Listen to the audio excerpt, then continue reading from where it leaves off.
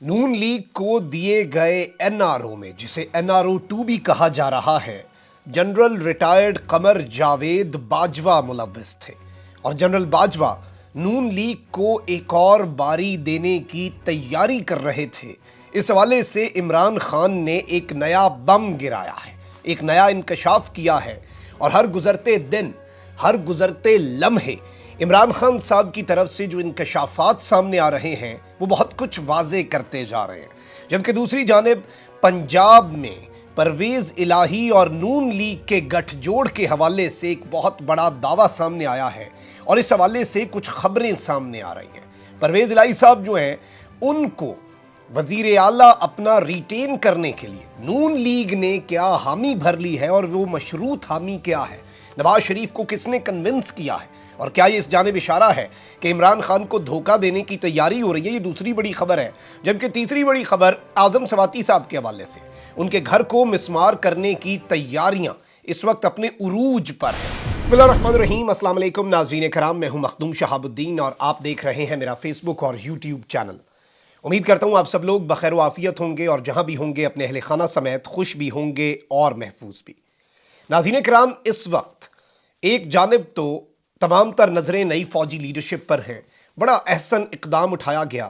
General Asim Munir Arshad شریف شہید کی والدہ کے پاس گئے، انہوں نے وعدہ کیا اور انہوں نے ان کی قدم بوسی کی، اور کہا کہ بہت جلد ارشد شریف کے قاتل جیل کی سلاخوں کے پیچھے ہوں گے۔ اس کے ساتھ ہی ساتھ یہ بھی واضح کیا گیا ہے کہ فوج حقیقی معنوں میں پولیٹیکل رہے گی، فوج سیاست میں اپنا کردار ادا نہیں کرے گی، لیکن اس سب کے اندر کچھ چیزیں ہیں جو غور طلب ہیں۔ غور طلب کیا ہے؟ غور طلب یہ ہے کہ ایک 75 سالہ سینیٹر، اور جو کل کا دن تھا، ٹیکنیکلی ہفتے کا دن 10 دسمبر، کیونکہ اب 12 بج چکے ہیں جس وقت میں یہ ویڈیو بنا رہا ہوں، تو وہ عالمی انسانی حقوق کا عالمی دن تھا، اور اس دن ایک 75 سالہ سینیٹر جو ہے اس پر اتنا غصہ ہے ریاست کو، اسٹیٹ کو، کہ وہ بلوچستان ہائی کورٹ، پہلے بلوچستان میں کھجل ہوا اچھے طریقے سے، پھر بلوچستان ہائی کورٹ جاگا، کیونکہ جاگنا تو پڑتا ہے، لیکن چلیں تھوڑا سا کھجل خوار کر کے جاگ گئے، اور اس کے بعد انہیں رہا کرنے کا حکم دیا گیا، سندھ بھیج دیا گیا۔ سندھ میں انہیں اب ذلیل و رسوا کیا جائے گا، خوار کیا جائے گا۔ اور اب ایک عجیب سی حرکت ہوئی، کل ہی یہ خبر آئی کہ وفاقی ترقیاتی ادارہ جو ہے CDA کیپٹل ڈیولپمنٹ اتھارٹی اسلام آباد میں، اس نے اعظم سواتی کے اسلام آباد میں واقع فارم ہاؤس کو تعمیراتی ضوابط کی مبینہ خلاف ورزی پر سیل کر دیا۔ آپ اسلام آباد کے گھروں میں چھاپے ماریں، نقشے میں کوئی ایک چیز اوپر نیچے ہو، یا بیسمنٹ اور یہ تمام تر چیزوں کے حساب سے آپ کو ہر دوسرا گھر، اگر ہر گھر نہیں تو ہر دوسرا گھر کسی نہ کسی صورت جو ضابطۂ اخلاق ہے، یا پھر آپ اسے کہہ لیں کہ جو SOPs ہیں کیپٹل ڈیولپمنٹ اتھارٹی کے، اس کے مطابق نہیں بنا ہوتا۔ اس میں فار ایگزامپل آپ کی چھوٹی موٹی کوئی ریکوائرمنٹس ہوتی ہیں، سائڈ پہ گلی چھوڑنا، یہ سب کچھ اس طرح کی چیزیں۔ اب جو فارم ہاؤس ہے اس کو سیل کیا گیا، اور سیل کر کے ظاہری بات ہے پھر کارروائی ہوتی ہے، اور ایک چیز اگر غیر قانونی کہی جا رہی ہے کہ وہ غیر قانونی ہے، وہاں سے بندوں کو نکال دیا، اتنا غصہ۔ اب آپ گھر جو ہے اسے سیل کرنے کی کے بعد اب یہ خبریں آ رہی ہیں، متضاد خبریں ہیں، کنفرم ابھی تک نہیں ہیں، کہ منہدم کرنے کی تیاریاں جو ہیں وہ کی جا رہی ہیں، یا پھر اس کا کچھ حصہ جو ہے وہ گرا دیا جائے، یہ ایک میسج دینے کی کوشش ہو سکتی ہے۔ کیا ان چیزوں کا کوئی فائدہ ہے؟ میں یہ سمجھتا ہوں ناظرین کرام کہ اس کا فائدہ کوئی نہیں ہے، کیونکہ اعظم سواتی صاحب کے حوالے سے ان کے وکیل نے بھی کہا کہ سندھ پولیس اپنے صوبے میں درج FIRs کا حوالہ دے کر ان کے موکل کو بلوچستان سے اپنی حراست میں لے گئی، اور اس سب کے اندر یہ خبریں نشر کی گئیں کہ سرکاری اہلکاروں کی تحویل میں کوئٹہ سے انہیں سکھر منتقل کیا گیا، اور بلوچستان ہائی کورٹ کا حکم جو تھا وہ بھی آپ دیکھ لیں کہ اسے ہوا میں ہی اڑا دیا گیا ایک طرح سے۔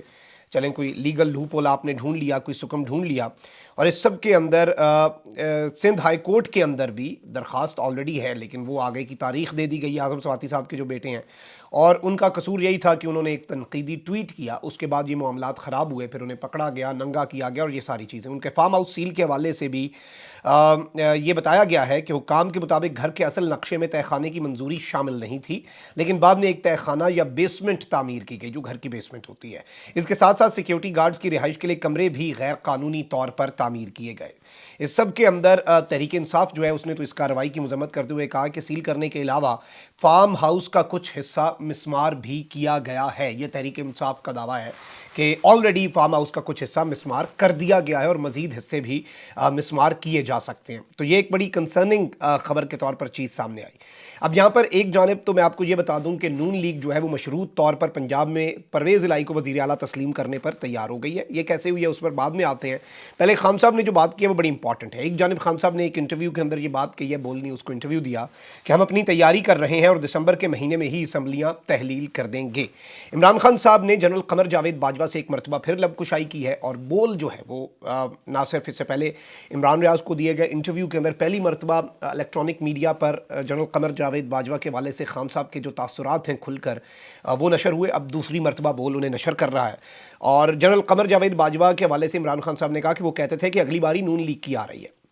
उनको NRO 1 मुशर्रफ ने दिया था और NRO 2 जो है वो जनरल कमर जावेद बाजवा ने दिया। ये बड़ा क्लैरिटी के साथ इमरान खान साहब ने इल्ज़ाम लगाया है। जमील फारूकी को इंटरव्यू के अंदर इमरान खान का कहना था कि राना सनाउल्लाह की बातों को कभी संजीदा नहीं लिया, दिसंबर में असम्बलियाँ तहलील कर देंगे।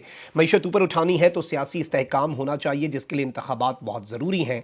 ये 10 माह बाद इलेक्शन कराएं या 1 साल बाद कराएं, ये हार जाएंगे। इमरान खान का कहना था कि परवेज़ इलाही का ख्याल है कि हुकूमत थोड़ी और चलनी चाहिए। परवेज़ इलाही ने कहा है कि हुकूमत ख़त्म करने के हवाले से जैसा मैं कहूँगा वैसा वो करेंगे। परवेज़ इलाही ने दोबारा वज़ीर आला बनने का कोई मुतालबा नहीं रखा। चेयरमैन PTI का कहना है कि हमारे साथ जो 7 महीने के अंदर हुआ है जनरल बाजवा की पॉलिसियाँ हैं। जनरल बाजवा ने कहा था कि उस्मान बुज़दार को हटाएं। वो अलीम खान को वज़ीर आला पंजाब बनवाना चाहते थे, उनका बुज़दार को हटाने का मुतालबा अजीब था। अलीम खान का नाम लिया गया तो परवेज़ इलाही ने कहा कि वो उसे सपोर्ट नहीं करेंगे, तो वो पॉसिबल नहीं था और अलीम खान पर बहुत बड़े बड़े इल्ज़ामात भी थे। इमरान खान साहब ने यह भी कहा कि जो लोग हुकूमत तब्दील करने में मुलव्वस थे वो सब मीर जाफ़र और मीर सादिक हैं। बड़ा क्लैरिटी के साथ ऑब्वियसली जनरल बाजवा की तरफ इशारा है।